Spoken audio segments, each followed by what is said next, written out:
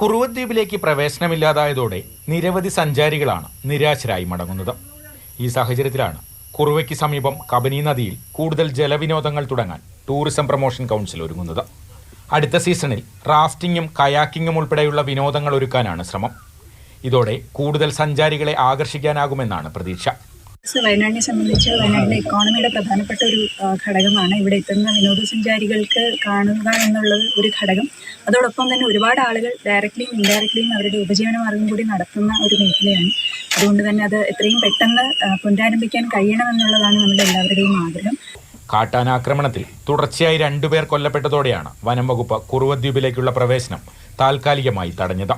ഇതിന് പിന്നാലെ കുറുവ ഉൾപ്പെടെയുള്ള ഇക്കോ ടൂറിസം കേന്ദ്രങ്ങൾ അടച്ചിടാൻ ഹൈക്കോടതിയും ഉത്തരവിട്ടു.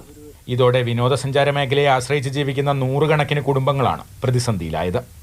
ഈ സാഹചര്യത്തിൽ കൂടിയാണ് DTPC പുതിയ പദ്ധതികൾ ആവിഷ്കരിക്കുന്നത്. മാതൃഭൂമി ന്യൂസ്, വയനാട്.